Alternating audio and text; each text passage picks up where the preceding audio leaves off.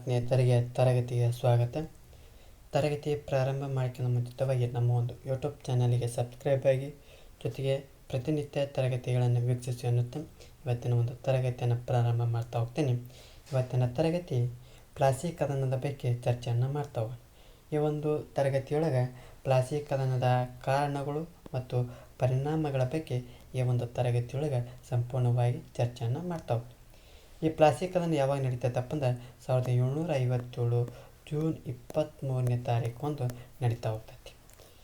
ನಾವು ಮೊದಲಿಗೆ ಹೇಳಿದೆ, ಈ ದಸ್ತಕಗಳ ಒಂದು ಏನು ದುರ್ಬಳಕೆ ಆಗ್ತಾಯಿತ್ತು. ಯಾರು 1717 ಪಾರಕ್ಷಿಯಾರನ್ನು ಏನು ಮಾಡ್ತಾ ಹೋಗ್ತಾನೆ, ಈ ಬ್ರಿಟಿಷರಿಗೆ ಮುಕ್ತ ವ್ಯಾಪಾರದ ಒಂದು ದಸ್ತಕಗಳನ್ನು ನೀಡ್ತಾನೆ.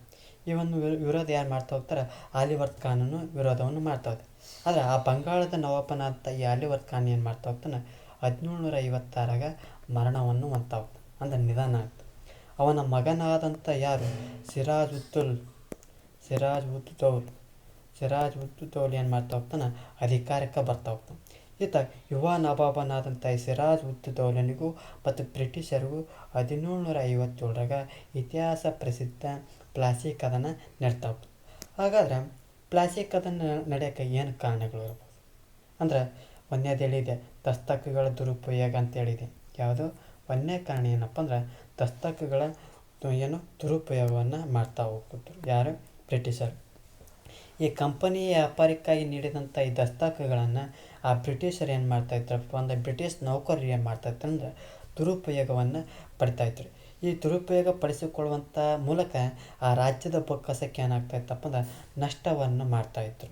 ಇದಕ್ಕಾಗಿ ಏನು ಮಾಡ್ತಾ ಹೋಗ್ತಾನೆ, ಸಿರಾಜುದ್ದೌಲನು ಕೆರಳಿ ಸಿಂಹದಂತ ಆಗ್ತಾನೆ, ಅಂದರೆ ಕೆಂಡ ಆಗ್ತಾನೆ. ಅಂದರೆ ದಸ್ತಕಗಳ ದುರುಪಯೋಗದಿಂದ ಒಂದು ಏನಾಗ್ತೈತೆ, ರಾಜ್ಯದ ಒಂದು ಬೊಕ್ಕಸಕ್ಕೆ ಏನಾಗ್ತಾಯಿತ್ತು, ನಷ್ಟ ಆಗ್ತಾಯಿತ್ತು. ಹಾಗಾಗಿ ಈ ಒಂದು ಪ್ಲಾಸಿ ಕದನಕ್ಕೆ ಇದು ಒಂದು ರೀತಿಯ ಕಾರಣ ಅಂತ ಹೇಳ್ತಾ ಹೋಗ್ತೀವಿ. ಎರಡನೇದು, ಅನುಮತಿ ಇಲ್ಲದೆ ಕೋಟೆಯ ಒಂದು ದುರಸ್ತಿಯನ್ನು ಮಾಡ್ತಾ ಹೋಗ್ತಾರೆ ಯಾರು, ಈ ಬ್ರಿಟಿಷರು ಏನು ಮಾಡ್ತಾ ಹೋಗ್ತಾರೆ, ಆ ಫ್ರೆಂಚರ ಭಯದಿಂದ ಆ ಕಲ್ಕತ್ತಾದ ಒಂದು ಕೋಟೆಯನ್ನು ಬಲಪಡಿಸಿ ಅದ್ರ ಮೇಲೆ ಫಿರಂಗಿಗಳನ್ನು ಇಡ್ತಾ ಹೋಗ್ತಾರೆ. ಆ ಫಿರಂಗಿಗಳನ್ನು ಇರ್ತಾರೆ ಯಾಕಪ್ಪ ಅಂದ್ರೆ, ಅನುಮತಿ ಪಡೆಯದ ಕೋಟೆಯನ್ನು ದುರಸ್ತಿ ಮಾಡ್ಯಾರ, ಮತ್ತು ಅದ್ರ ಜೊತೆಗೆ ಫಿರಂಗಿಗಳನ್ನು ಇಟ್ಟಾರೆ. ಹಾಗಾಗಿ ಏನು ಮಾಡ್ತಾ ಹೋಗ್ತಾನೆ, ಸಿರಾಜುದ್ದೌಲ ಏನಿರ್ತಾನೆ, ಸೂಚನೆ ಹೇಳ್ತಾನೆ, ಇಂಥವೆಲ್ಲ ಮಾಡಬೇಡ್ರಪ್ಪ, ಕೋಟೆ ಕಟ್ಟಂಗಿಲ್ಲ, ಫಿರಂಗಿ ಮೊದಲು ಮಾಡಿ ಇಡಂಗಲ್ಲ ಅಂತ ಹೇಳ್ತಾನೆ. ಯಾರು, ಸಿರಾಜುದ್ದೌಲ ಬ್ರಿಟಿಷರಿಗೆ ಹೇಳ್ತಾನೆ. ಅವ್ರು ಬ್ರಿಟಿಷ್ ನಿಂದೇನು ಹೇಳ್ತಿದೆ ಅಂತಂದು ಆ ಕೋಟೆಯನ್ನು ಬಲಪಡಿಸಿ ಫಿರಂಗಿಗಳನ್ನು ಇಡ್ತಾ ಹೋಗ್ತಾರೆ. ಎಲ್ಲಿ, ಕಲ್ಕತ್ತಾದಲ್ಲಿ ಇಡ್ತಾ ಹೋಗ್ತಾರೆ. ಯಾರನ್ನ, ಈ ಸಿರಾಜುದ್ದೌಲನ ಮಾತಿಗೆ ಬೆಲೆ ಕೊಡದೆ ಆ ಕೋಟೆಯನ್ನು ಏನು ಮಾಡ್ತಾ ಹೋಗ್ತಾರೆ, ದುರಸ್ತಿಯನ್ನು ಮಾಡ್ತಾ ಹೋಗ್ತಾರೆ. ಇನ್ನೊಂದು ಮೂರನೇ ಕಾರಣ ಏನಪ್ಪ ಅಂದ್ರೆ, ಕಪ್ಪು ಕೋಣೆ ದುರಂತ. ಯಾವ ಕೋಣೆ ದುರಂತ, ಕಪ್ಪು ಕೋಣೆ ದುರಂತ. ಏನು ಮಾಡ್ತಾ ಹೋಗ್ತಾನೆ, ಈ ಸಿರಾಜುದ್ದೌಲ ಏನು ಮಾಡ್ತಾ ಹೋಗ್ತಾನೆ, ಫೋರ್ಟ್ ವಿಲಿಯಂ ಕೋಟೆಯನ್ನು ಸುಲಭವಾಗಿ ಗೆದ್ದು ಬರ್ತಾನೆ. ಯಾರು, ಈ ಕಪ್ಪು ಯಾರು ಸಿರಾಜುದ್ದೌಲ ಆ ಬ್ರಿಟಿಷರ ಫೋರ್ಟ್ ವಿಲಿಯಂ ಕೋಟೆಯನ್ನು ಸುಲಭವಾಗಿ ಗೆದ್ದು ಬರ್ತಾನೆ.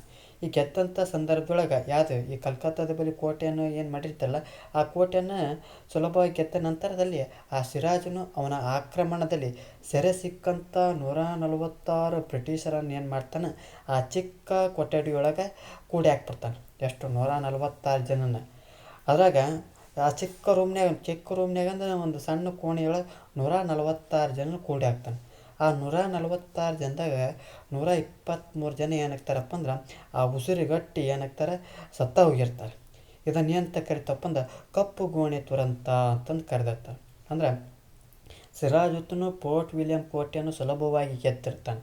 ಆ ಗೆದ್ದಂಥ ಸಂದರ್ಭದೊಳಗೆ ಸೆರೆ ಸಿಕ್ಕಂಥ ಬ್ರಿಟಿಷ್ ಸೈನಿಕರನ್ನು ಆ ಒಂದು ಕೋಣೆಯೊಳಗೆ 146 ಸೈನಿಕರನ್ನು ಕೂಡ ಹಾಕಿರ್ತಾನೆ. ಅದರ 123 ಸೈನಿಕರನ್ನು ಏನಾಗಿರ್ತಾರಪ್ಪ ಅಂದ್ರೆ ಉಸಿರುಗಟ್ಟು ಸತ್ತಿರ್ತಾರೆ. ಅದರ ಬದುಕಿದ್ದಿದ್ದು ಎಷ್ಟಪ್ಪ ಅಂದ್ರೆ 23 ಸೈನಿಕರು ಬದುಕಿ ಉಳಿದವರು. ಇವು ಮೂರು ಕಾರಣಗಳು ಯಾವುದಕ್ಕೆ ಪ್ರಮುಖವಾಗಿ ಕಾಣ್ತಾವಪ್ಪ ಅಂದ್ರೆ, ಪ್ಲಾಸಿ ಕದನಕ್ಕೆ ಮುಖ್ಯವಾಗಿ ಕಾಣ್ತಾವೆ. ಒಂದನೇದು ದಸ್ತಕಗಳ ದುರುಪಯೋಗ, ಇನ್ನೊಂದು ಅನುಮತಿ ಇಲ್ಲದೆ ಕೋಟೆಯ ಒಂದು ದುರಸ್ತಿ ಮಾಡ್ತಾ ಹೋಗ್ತಾರೆ, ಮೂರನೇದು ಕಪ್ಪು ಕೋಣೆ ದುರಂತವನ್ನು ನೋಡ್ತಾ ಹೋಗ್ತೀವಿ. ಇದರಿಂದ ಯಾರು, ಈ ಒಂದು ಕಪ್ಪು ಕೋಣೆ ಆದಂಥ ಸಂದರ್ಭದೊಳಗೆ ಆ ಸಿಟ್ಟಿಗೆ ಹೇಳ್ತಾನೆ ಯಾರು, ರಾಬರ್ಟ್ ಕ್ಲೈವ್. ಆಗ ರೊಚ್ಚಿಗೆದ್ದು ಬಿಡ್ತಾನೆ. ಒಮ್ಮಿದೊಮ್ಮೆ ಅಟ್ಯಾಕ್ ಮಾಡೋದು ಬೇಡ ಅಂತಂದು ಅವು ಏನು ಮಾಡ್ತಾನೆ, ಮೊದಲು ನವಾಬನ ವಿರೋಧಿಗಳು ಯಾರು, ಸಿರಾಜುದ್ದೌಲನ ವಿರೋಧಿಗಳಾದಂಥ ಮಾಣಿಕ್ ಚಂದ್, ನೇಮಿತ್ ಚಂದ್, ಜಗತ್ ಶೆಟ್ಟಿ ಅಂತ ಮೊದಲಾದ ಶ್ರೀಮಂತರನ್ನು ತನ್ನ ಕಡೆ ಸೆಳ್ಕೊಳ್ತಾನೆ. ನೇರವಾಗಿ ಯುದ್ಧ ಮಾಡಂಗಿಲ್ಲ ಬ್ರಿಟಿಷರು ಯಾವತ್ತೂ. ಬರೀ ಕೈಲಾಗ್ಲಿತ್ತು ಯಾರನ್ನು ಈ ಸಿರಾಜುದ್ದೌಲನ ವಿರೋಧಿಗಳಾದಂಥ ಮಾಣಿಕ್ ಚಂದನನ್ನು, ನೇಮಿತ್ ಚಂದನನ್ನು, ಜಗತ್ ಶೆಟ್ಟಿ ಅಂತ ಮುಂತಾದ ಈ ಶ್ರೀಮಂತರನ್ನು ಏನು ಮಾಡ್ತಾ ಹೋಗ್ತಾರೆ, ತನ್ನ ಕಡೆಗೆ ಸೆಳ್ಕೊತ ಹೋಗ್ತಾರೆ. ನಂತರ ಆ ಸಿರಾಜನ ಸೇನಾಧಿಪತಿ ಯಾರು ಮಿರ್ ಜಾಫರ್, ಇವನು ಒಂದು ದೊಡ್ಡ ಆಸೆ ಹುಟ್ಟಿಸ್ಬಿಡ್ತಾರೆ. ಎಂಥ ಆಸೆ ಹುಟ್ಟಿಸ್ತಾರೆ, ನಿನ್ನ ನವಾಬನನ್ನಾಗಿ ಮಾಡ್ತೀವಿ, ಬಂಗಾಳದ ನವಾಬನನ್ನಾಗಿ ಮಾಡ್ತೀವಿ, ನೀನು ಯುದ್ಧ ಆಡೋ ಹೊತ್ತಿನ ಸುಮ್ಮನಿರಪ್ಪ, ತಟಸ್ಥವಾಗಿರು ಅಂತ ಹೇಳ್ತಾರೆ. ಹಾಗಾಗಿ ಏನು ಮಾಡ್ತಾ ಹೋಗ್ತಾರೆ, ಇದರಿಂದ ಈ ಒಂದೇದು ರಾಬರ್ಟ್ ಕ್ಲೈವ್ ಏನು ಮಾಡ್ತಾ ಹೋಗ್ತಾನೆ, ಆ ಕಪ್ಪು ಕೋಣೆ ದೂರಂತ ಸಿಟ್ಟಿಗೆ ಹಿಂಗೆ ಬರಕತ್ತಾನೆ. ನೇರವಾಗಿ ಅಟ್ಯಾಕ್ ಮಾಡೋದು ಬೇಡ, ಆ ನವಾಬನ ವಿರೋಧಿಗಳಾದಂಥ ಮಾಣಿಕ್ ಚಂದನನ್ನು, ನೇಮಿತ್ ಚಂದನನ್ನು, ಜಗತ್ ಶೆಟ್ಟಿ ಚಂದನನ್ನು, ಆ ಶ್ರೀಮಂತರನ್ನು ತನ್ನ ಕಡೆಗೆ ಎಳ್ಕೊತಾನೆ. ನಂತರದ ಮೇನ್ ಪಾಯಿಂಟಲ್ಲಿ ಸಿರಾಜುದ್ದೌಲನ ಸೇನಾಪತಿಯಾದಂಥ ಮಿರ್ ಜಾಫರ್ನಿಗೆ ಆಸೆ ಹುಟ್ಟಿಸ್ತಾರೆ. ನೀನು ಯುದ್ಧದಾಗ ಏನಕ್ಕೆ ಮಾಡಬೇಡ, ಸುಮ್ಮನೆ ನೀನು ಬಂಗಾಳದ ನವಾಬನನ್ನಾಗಿ ಮಾಡಿಬಿಡ್ತೇವೆ ಅಂತಂದು ಆಸೆ ತೋರಿಸ್ಬಿಡ್ತಾರೆ. ಹೀಗಾಗಿ ಆ ಧೈರ್ಯದಿಂದ ರಾಬರ್ಟ್ ಕ್ಲೈವ್ ಏನು ಮಾಡಿಬಿಡ್ತಾನೆ, 1757 ಜೂನ್ 23 ಏನು ಮಾಡಿಬಿಡ್ತಾನೆ, ಸಿರಾಜುದ್ದೌಲನ ಮೇಲೆ ಯುದ್ಧಕ್ಕೆ ಸಾರಿಬಿಡ್ತಾನೆ. ಆ ಒಂದು ಯುದ್ಧ ಎಲ್ಲಿ ನಡೀತೈತೆ ಅಂದ್ರೆ ಪ್ಲಾಸಿ ಎಂಬಲ್ಲಿ ನಡೀತಾ ಹೋಗ್ತೈತಿ. ಏನು ರಾಬರ್ಟ್ ಕ್ಲೈವ್ನು ಏನು ಪ್ಲ್ಯಾನ್ ಮಾಡಿದ್ದ, ಆ ಪ್ಲ್ಯಾನ್ ಪ್ರಕಾರ ಆ ಪ್ಲಾಸಿ ಕದನದೊಳಗೆ ಎಲ್ಲ ಆಗ್ತೈತಿ. ಏನಾಗ್ತೈತಿ, ಯುದ್ಧ ಭೂಮಿಯಲ್ಲಿ ಸಿರಾಜುದ್ದೌಲನಿಗೆ ಗೊತ್ತಾಗ್ತೈತಿ, ಈ ಯುದ್ಧ ಭೂಮಿಯಿಂದ ಹೆಂಗಿದ್ದ ಸೋಲಾಕತ್ತೇನೆ, ತಪ್ಪಿಸ್ಕೋಬೇಕನ್ನೋ ಸಲುವಾಗಿ ಏನು ಮಾಡ್ತಾನೆ, ಸಿರಾಜುದ್ದೌಲನನ್ನು ಏನು ಮಾಡಿಬಿಡ್ತಾ, ತಪ್ಪಿಸಿಕೊಳ್ಳುತ್ತಿದ್ದಂಥ ಈ ಸಿರಾಜುದ್ದೌಲನನ್ನು ಸೆರೆ ಹಿಡಿದು ಏನು ಮಾಡಿಬಿಡ್ತಾರೆ, ಕೊಂದು ಬಿಡ್ತಾರೆ. ಯಾರು, ಈ ಬ್ರಿಟಿಷರು. ಈ ಒಂದು ಪ್ಲಾಸಿ ಕದನದಿಂದ ಏನು ಪರಿಣಾಮ ಆಗ್ತೈತೆ ಅನ್ನೋದಂತ ನೋಡೋದಾದ್ರೆ, ಈ ಒಂದು ಪರಿಣಾಮಗಳು ಅಂದರೆ ಈ ಒಂದು ಪ್ಲಾಸಿ ಕದನದಲ್ಲಿ ಈ ಒಂದು ಪರಿಣಾಮ ಏನು ಅನ್ನೋದು ಗೊತ್ತಾಗತ್ತೆ. ಅಂದರೆ ಈ ಯುದ್ಧವು ಭಾರತೀಯರಲ್ಲಿ ಅನೈಕ್ಯತೆ, ಅಸಂಘಟನೆ, ಆ ಕಾಲದ ವ್ಯಾಪಾರಿ ವರ್ಗದಲ್ಲಿದ್ದಂಥ ಲೋಭಿತನ ಪ್ರದರ್ಶನ ಆಗ್ತೈತಿ. ಅಂದರೆ ಈ ಯುದ್ಧದಿಂದ ಏನು ತಿಳಿತೈತಪ್ಪ ಅಂದ್ರೆ, ಏನು ಪರಿಣಾಮಪ್ಪ ಅಂದ್ರೆ, ನಮ್ಮ ದೇಶದಲ್ಲಿ ಅಂದ್ರೆ ಭಾರತೀಯರಲ್ಲಿದ್ದಂಥ ಅನೈಕ್ಯತೆ ಅಂದ್ರೆ ಏಕತಾ ಭಾವನೆ ಇರ್ತದಲ್ಲ, ಯಾವುದೇ ರೀತಿಯ ಸಂಘಟನೆ ಇರ್ತದಲ್ಲ, ಅಸಂಘಟನೆ ಇತ್ತು.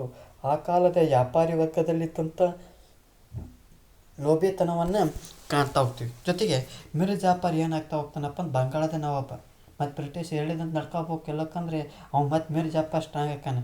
ಮಿರ್ ಜಾಫರ್ನಿಗೆ ಏನು ಹೇಳಿದ್ರು, ಇವನು ಸಿರಾಜುದ್ದೌಲನ ಸೇನಾಧಿಪತಿ, ನಿನಗೆ ಯುದ್ಧದಾಗ ತಾಟಸ್ತಾರ ಅಂದದಕ್ಕೆ ಸೋತೋಗ್ತಾರೆ. ಈ ಮಿರ್ ಜಾಫರ್ ಏನಿಗೆ ಆಸೆ ಕೊಟ್ಟಿದ್ದಪ್ಪ ಅಂದ್ರೆ ಬಂಗಾಳದ ನವಾಬನನ್ನಾಗಿ ಮಾಡ್ತಾ ಅವನ ಆಸೆಯಂತೆ ನೆರವೇರಿಸ್ತಾರೆ. ಜೊತೆಗೆ ಆ ಕಂಪನಿಯು ಆ ಬಂಗಾಳ ಪ್ರಾಂತ್ಯದಲ್ಲಿ ವ್ಯಾಪಾರ ನಡೆಸಲು ಅನಿರ್ಬಂಧಿತ ಹಕ್ಕನ್ನು ಪಡಿತಾ ಹೋಗ್ತಾರೆ. ಮೊದಲಿಗೆ ನಿರ್ಬಂಧಿತ ಹಕ್ಕನ್ನು ಪಡ್ಕೊಂಡಿರ್ತಾರೆ. ಈ ಒಂದು ಪ್ಲಾಸಿ ಕದನ ಆದಂಥ ಸಂದರ್ಭದೊಳಗೆ ಅನಿರ್ಬಂಧಿತ ಹಕ್ಕನ್ನು ಪಡಿತಾ ಹೋಗ್ತಾರೆ. ಜೊತೆಗೆ ಆ ಸಿರಾಜುದ್ದೌಲನು ಕಲ್ಕತ್ತಾದ ಮೇಲೆ ನಡೆಸಿದ ಆಕ್ರಮಣಕ್ಕಾಗಿ, ಯಾರು ಈ ಸಿರಾಜುದ್ದೌಲನು ಕಲ್ಕತ್ತಾದ ಮೇಲೆ ಆಕ್ರಮಣ ನಡೆಸಿದ್ದಕ್ಕಾಗಿ ಯುದ್ಧ ಪರಿಹಾರವಾಗಿ ಮಿರ್ ಜಾಫರ್ನಿಗೆ ಎಷ್ಟು ಕೋಟಿ ರೂಪಾಯಿ ಪರಿಹಾರವನ್ನು ಕೊಡ್ತಾನಪ್ಪ ಅಂದರೆ 17,70,00,000 ರೂಪಾಯಿಗಳನ್ನು ಏನು ಮಾಡ್ತಾ ಹೋಗ್ತಾನೆ, ಬ್ರಿಟಿಷರಿಗೆ ನೀಡ್ತಾ ಹೋಗ್ತಾನೆ.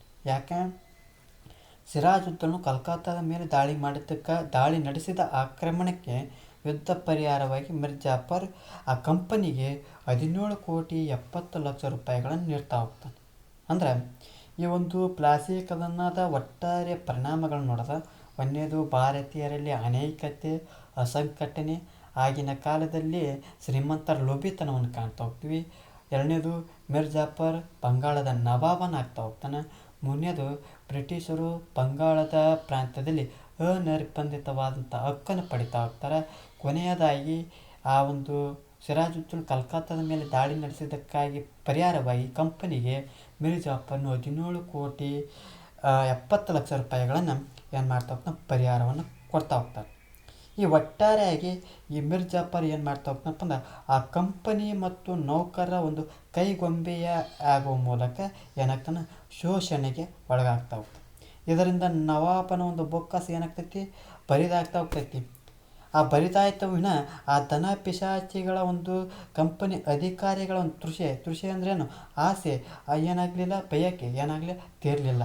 ಇದರ ಒಂದು ಪರಿಣಾಮವಾಗಿ ಮಿರ್ ಜಾಫರ್ನನ್ನು ಅಸಮರ್ಥನನ್ನು ಬಿಂಬಿಸಿ ಅವನನ್ನು ನವಾಬ ಸ್ಥಾನದಿಂದ ಅವನ ಅಳಿಯನಾದಂಥ ಮಿರ್ ಕಾಸಿಮ್ನನ್ನು ಏನು ಮಾಡ್ತಾ ಹೋಗ್ತಾರೆ, ಈ ಬಂಗಾಳದ ನವಾಬನನ್ನಾಗಿ ನೇಮಕ ಮಾಡ್ತಾ ಹೋಗ್ತಾರೆ.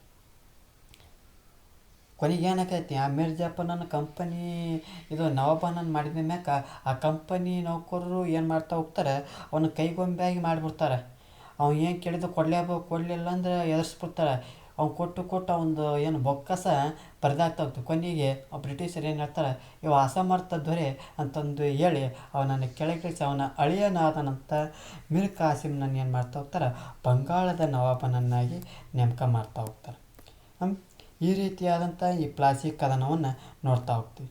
ಈ ಒಂದು ಪ್ಲಾಸಿ ಕದನವು ಅತ್ಯಂತ ಮುಖ್ಯವಾದಂಥ ಕದನ ಅಂತ ಹೇಳ್ತಾ ಹೋಗ್ತೀವಿ. ಸಾಕಷ್ಟು ಬಾರಿ ಈ ಒಂದು ಪ್ರಶ್ನೆ ಪತ್ರಿಕೆಯಲ್ಲಿ ಕೇಳಿದ್ದಾರೆ. ಈ ಒಂದು ತರಗತಿ ಇಷ್ಟ ಆದರೆ ನಮ್ಮ ಒಂದು ಯೂಟ್ಯೂಬ್ ಚಾನಲಿಗೆ ಸಬ್ಸ್ಕ್ರೈಬ್ ಆಗಿ, ಜೊತೆಗೆ ಈ ಒಂದು ತರಗತಿ ಇಷ್ಟ ಲೈಕ್ ಮಾಡಿ, ಇಲ್ಲದಿದ್ದರೆ ಡಿಸ್ಲೈಕ್ ಮಾಡಿ. ಏನಾದರೂ ದೋಷಗಳು ಮತ್ತು ನಿಮ್ಮ ಒಂದು ಅಭಿಪ್ರಾಯಗಳನ್ನು ಕಮೆಂಟ್ ಬಾಕ್ಸ್ನ ಮೂಲಕ ತಿಳಿಸಿ ಅನ್ನುತ್ತಾ ಈ ಒಂದು ತರಗತಿಯನ್ನು ಮುಗಿಸ್ತಾ ಇದ್ದೀನಿ. ಎಲ್ಲರಿಗೂ ಧನ್ಯವಾದಗಳು.